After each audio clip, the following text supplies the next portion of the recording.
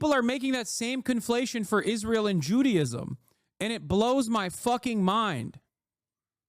Because when people are taught that Israel is a Jewish state, is the Jewish state, and it has to do all of its violence for Judaism, at the behest of Judaism, and all Jews love it, you are just making people anti-Semitic. You are teaching people to be fucking anti-Semitic. Because no matter how bloodthirsty people are, not every single person is a fucking Asmongold supporter who's just going to fucking fly off on whatever the hell Donald Trump is saying and go, yeah, that's based, no matter how violent or abhorrent it is. Anti-Semitism is a very dangerous form of bigotry, and accusations of such are taken very seriously. Israel ties itself to Judaism to weaponize that label, and it ironically lessens the power of the word. I fear a future where anti-Semitism is not taken seriously anymore, and Nazis, even normal people, are just casually anti-Semitic. We are living in that world right now. You should be fearful. We are quite literally living in that world. That is the world we're living in. Holy that is so crazy. And every single moment that you do not detangle Israel from Judaism is another moment where you got 1,000 new people that are like, okay, well, if they say so.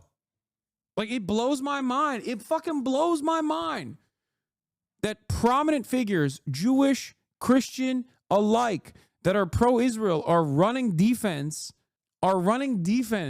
for Israel by saying, no, this is, Jews love doing this. This is for Jews. This is for all Jews. We have to keep killing these babies. Like, this is just for, like, it's like taking ownership over blood libel. It doesn't make any fucking sense. It blows my mind.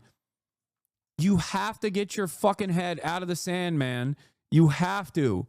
It's going to turn.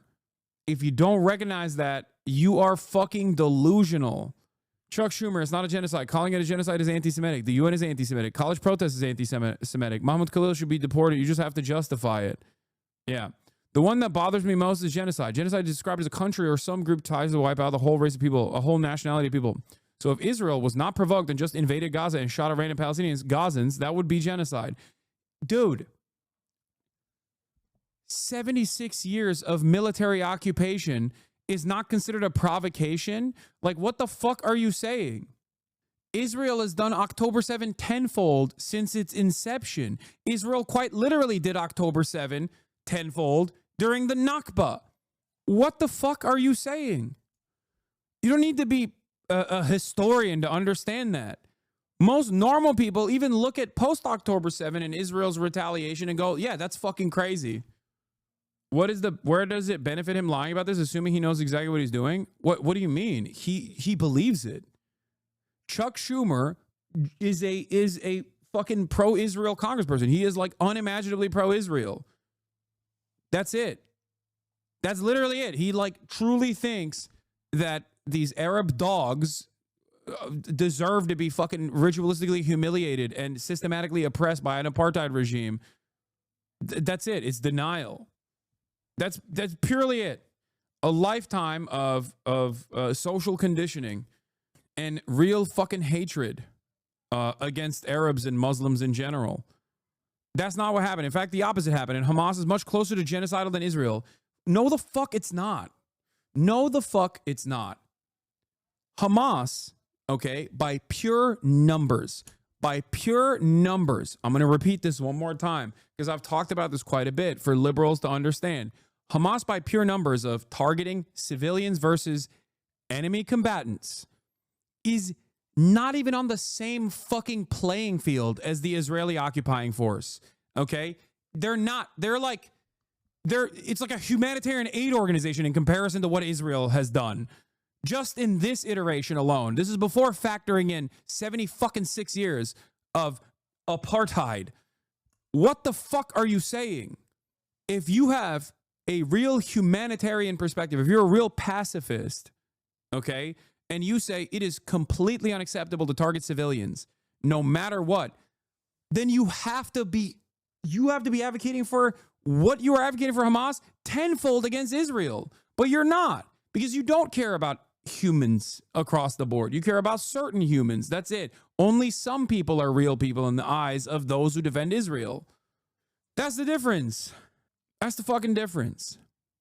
And having said that, that is if Hamas and Israel were operating on the same playing field of morality.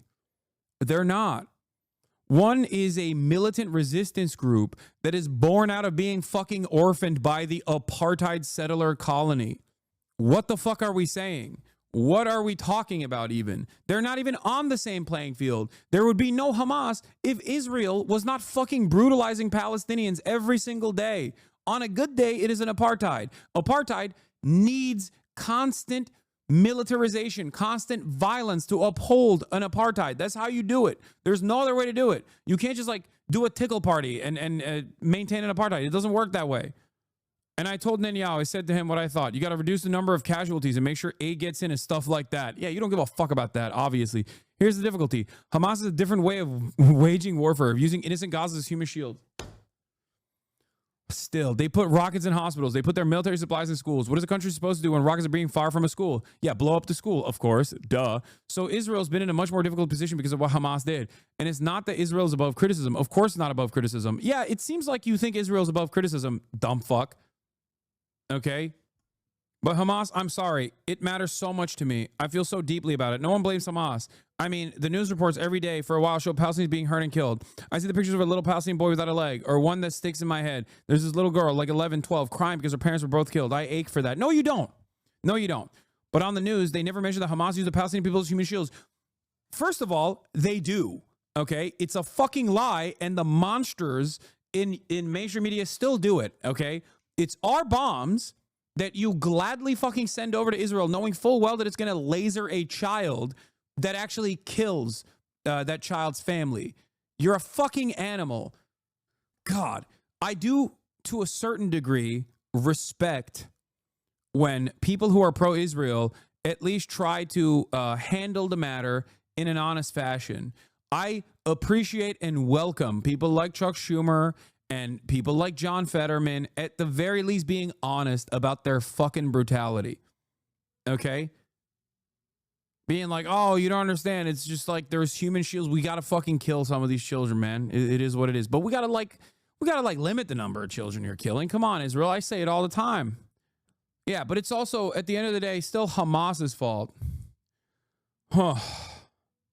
It's Hamas. Hamas's existence justifies genocide. How did Hamas came to be? Oh, don't ask that question. You're being kind of anti-Semitic for asking that question. Because everything that Israel does, it does for Judaism, of course. How the fuck do you expect people to not be anti-Semitic when you do this all the fucking time? Of course, people who already operate with nascent anti-Semitism just kind of out there unchecked are going to look at this and be like, all right, well, I guess fucking you're right. I guess this is for Judaism. Here it is, Chuck Schumer. He's Jewish, the leader of the Democratic Party, agreeing with Donald Trump on a lot of this stuff. Oh, I will say it's a word that the UN Special Committee has used. Please, the UN has been anti-Israel, anti-Semitically against Israel. Daniel Patrick Moynihan was my idol. He became famous when in 1976, they tried to pass a resolution, Zionism is racism, to say that the Jewish people should not have a state when every other people should have a state is anti-Semitism, the old double standard, ipso facto. And the international organizations, I have no faith in them being fair. These same international organizations, which, by the way, literally, like, oh my God. There are Jewish people that work in these international organizations. There are Jews who are loudly and proudly anti-genocide, anti-Zionist. Shut the fuck up, you fucking dumbass. Oh my God. Oh, everybody else gets to have an ethno-state. Why no ethno-state for the Jews? Oh my God. These same international organizations, when horrible things go on in Darfur or China or wherever, they look the other way. No, they don't. No, they don't. They literally do not. Oh my God. You just don't care when they report on that stuff because they're going along with what the State Department is also going along with. What do you make of what happened last weekend when the ICE arrested Mahmoud Khalil, a Columbia graduate who was a Palestinian activist, a green card holder who was one of the few participants in last year's campus protest to identify himself publicly? Apparently, Trump has made good on his campaign pledge and is set to deport him because of his participation. I don't know all the details yet. They're trying to come out, and there will be a court case which will determine it. If he broke the law, he should be deported. If he didn't break the law and just peacefully protested, he should not be deported. It's plain and simple. I'm curious about how you think that how the protest should be addressed, considering the context of what you just said. The Trump admin just announced it's pulling $400 million in funding from Columbia University, given the reason as relentless violence, intimidation, and anti-Semitic harassment. I'm wondering what you make of that. Columbia did not do enough. So it's good that Trump is punishing them. International law is anti-Semitic. UN is anti-Semitic. Trump's actions of taking away $400 million in grants from Colombia is kind of on Colombia because they didn't actually follow through on the shit that they didn't actually follow through on protecting Jewish students, I guess. Hold on. What the fuck is this? And believe me, I criticize them. And believe me, I believe in free speech. No, you don't. I believe in right to protest. No, you don't. As you read in my book. Fuck you. The Vietnam War. I say to some people, if I were your age, I'd be protesting something or other. What would you be protesting if you were their age? Would you be protesting against Israel? Because that's the point of consideration here. Yeah. The irony, of course, by the way, the Columbia student leader who was fired is Grant Minor, who is fucking Jewish. The leader of the UAW student group last week being expelled from Colombia for protesting the U.S.-backed genocide in Gaza, not a peep about this in the fucking news, by the way, is Jewish. Grant Minor is Jewish, okay? But that kind of goes along, that kind of breaks the fucking mainstream narrative, so they can't even fucking say that. As president of SW Columbia, Student Workers of Columbia, Columbia Student Workers Union, I was also fired from my job. The Trump administration is pushing the narrative. Here's the real story. Thousands of students across the country have been exercising our First Amendment rights to oppose genocide. Standing against genocide is not just a moral imperative. It's an act of anti-racism and solidarity. Columbia's response, expulsions, suspensions, and retaliation. The real Donald Trump administration claims the student movement for Palestine is anti-Semitic and violent. They sent the DOJ to crack down on universities, kidnap Mahmoud Khalil and other students, and they're trying to silence us with fear. I'm Jewish. I work in Jewish studies, and I'm not alone in opposing the ongoing genocide. The Jewish people know what genocide is. That's why so many of us, alongside people of all backgrounds, are standing up against what is happening in Palestine. I want to make something clear here, okay? And I say this about every other marginalized identity or group that I advocate for in terms of their, civil liberties, their rights, and the like, okay? Even if 100% of all Jews in America were unconditionally in defense of Israel's genocide, okay, and they were like, no, it's awesome, it's for Judaism, I would still stand against it. And I would still separate Israel from Judaism, okay? Because it's not correct. A state does not do religious actions like this. That's not a real thing. It's bullshit.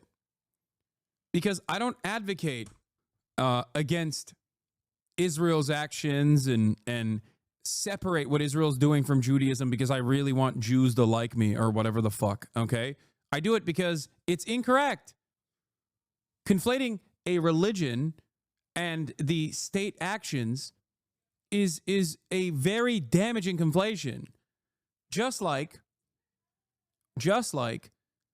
the false association with Islam and ISIS was incredibly damaging and was used as a weapon of propaganda here in the Western world to say all Muslims are responsible for ISIS, when in fact ISIS is in many respects a Western-born invention backed by Western powers, or at least their subsidiaries in the region like Turkey, and killed overwhelmingly Muslims. Muslims are not pro-ISIS. And yet every orifice, every fucking media entity constantly made this conflation.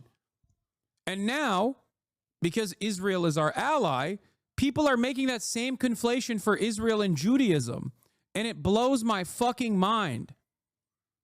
Because when people are taught that Israel is a Jewish state, is the Jewish state, and it has to do all of its violence for Judaism, at the behest of Judaism, and all Jews love it, you are just making people anti-Semitic. You are teaching people to be fucking anti-Semitic. Because no matter how bloodthirsty people are, not every single person is a fucking Asmongold supporter who's just going to fucking fly off on whatever the hell Donald Trump is saying and go, yeah, that's based. No matter how violent or abhorrent it is. People have the capacity to see dead children in bags that their parents are fucking carrying out of a destroyed building and go, that's really fucked up. That's the most fucked up thing I've ever goddamn seen. And if you associate that fucked up action with Judaism, you are doing literal negative propaganda for Jews, okay? It's insane. No race of people are monolithic.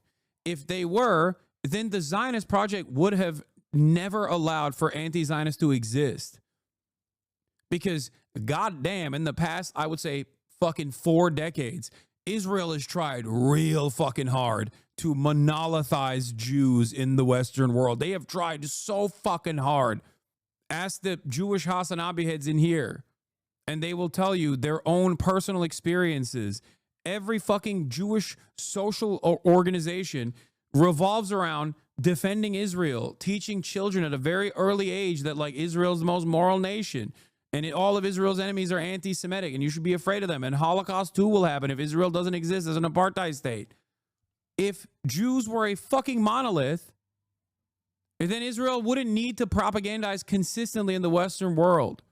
Israel wouldn't actively try to change Judaism into a, for secular Jews especially, into like this Zionist interpretation, an interpretation that entirely revolves around the settler colonial project of Israel existing on top of Palestinian corpses, by the way. No group of people, no ethnic group of people, or no religion is a fucking monolith. Yeah, you got fucking, exactly. You have Holocaust museums celebrating Israel's actions. Like, it's insane. Oh. As someone who's trying to learn, can you help me better understand this whole thing with people like Schumer labeling Hamas as a terrorist group, using Hamas as a scapegoat to justify the genocide? I've been talking to someone in chat about AIPAC, and I heard a lot about that. AIPAC is the American Israeli Political Action Committee. It's a lobbying group comprised of American Jews, so it gets to not operate as a foreign lobby, even though it is literally a fucking foreign lobby for a foreign state, the state of Israel. It spends a lot of money to ensure that congresspersons are unconditionally pro-Israel. They will dump like tens of millions of dollars into even fucking primaries, as they did in this last election cycle, to oust any candidate that has ever spoken out against Israel. It is a lobby for a foreign nation. And yet in the United States of America, it doesn't have to operate as a lobby for a foreign nation. It can engage in any sort of electioneering or any sort of election interference at the behest of a foreign nation. So America doesn't control Israel? No, America does at the end of the day control Israel.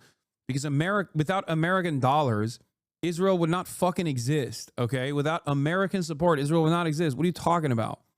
Even with American support, Israel's security boundaries were penetrated by Iran and by fucking Yemen, which is even crazier. Israel is a very important vestige of American empire. And before that, British Empire too. That's what its inception was. Anyway, in its proudest moments, the labor movement has stood firmly on the side of the oppressed and therefore on the side of justice. As president of Student Workers of Colombia, I had an even greater responsibility to stand with my members who were beaten by the police just for protesting. Colombia has caved to Trump's demands at every turn. They have brought the NYPD onto campus to brutalize the students. Now they've let DHS terrorize the students in their own dorms. Thank you, The Zip, for 50 community gifted subs. Our union is here. It's not as simple as America controls Israel. It's a two-way street. Of course, America could remove funding, but they will never, because the two states are intrinsically bound. Saying one controls the other is grossly reductive and erases half a century of insane mutual espionage, money and interest, blackmail, and partnership. I 100% agree with what you just said. Yes, of course, it's a mutually beneficial relationship. That's why Israel gets to do things that other favored client states don't get to do. But at the end of that relationship, the one that holds all the cards, to use a Trumpism here, is the United States of America. You understand? Israel and the United States of America having a mutually beneficial partnership in the eyes of the State Department does not change this dynamic. And as a matter of fact, there are naysayers against Israel, both in the CIA and also in the State Department as a whole. But those naysayers have completely lost. They have no motion. They have no way of controlling the conversation, because those guys who also want to maintain American empire, make no mistake, they're not good guys at all. They understand that letting Israel run loose in this region like our fucking violent, belligerent attack dog is actually going to come back to the United States of America tenfold in terms of being a destabilizing power. It is ripping through American hegemonic status. It is destroying it in the eyes of even our Western allies at this point. Everyone can see it, especially because it's happening in the backdrop of Russia's invasion of Ukraine. Hello, I'm the United States. And I'm Israel. With you behind me, I can do whatever I want. Well, I want you. Take me. No, this is wrong. We both have the same father, Satan. I don't care. Oh, God. Oh, God. Oh, Judeo-Christian false God. Hello.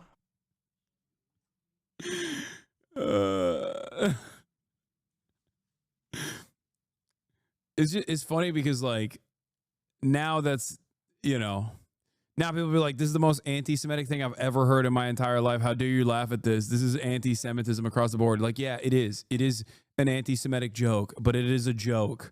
But you can't even fucking laugh at a joke like that now because there are real, tangible consequences about jokes like that. Yeah, Seth is Jewish. I know. I think, yeah, he is. Now he's going to be departed. Deported, not departed. Sorry. Anti-Semitism is a very dangerous form of bigotry, and accusations of such are taken very seriously. Israel ties itself to Judaism to weaponize that label, and it ironically lessens the power of the word. I fear a future where anti-Semitism is not taken seriously anymore, and Nazis, even normal people, are just casually anti-Semitic. We are living in that world right now. You should be fearful. We are quite literally living in that world. That is the world we're living in. It still has some kind of emotion, but I think the Trump administration is going to fucking ruin that or destroy it in its entirety. I'm telling you right now, man. I'm telling you right now. The very fact that, like, you're sounding kind of dumb today, bro. Get some rest. Thanks, man. It's wild that this is Chuck Schumer talking about like a Nazi-style takeover of institutes of higher learning that are already completely pro-Israel to begin with, like with very limited criticisms of Israel that is already allowed, right? Like, it's not anti-Semitism that people are afraid of at these institutions. It's anti-Israel sentiment. They are more afraid of that than anti-Semitism.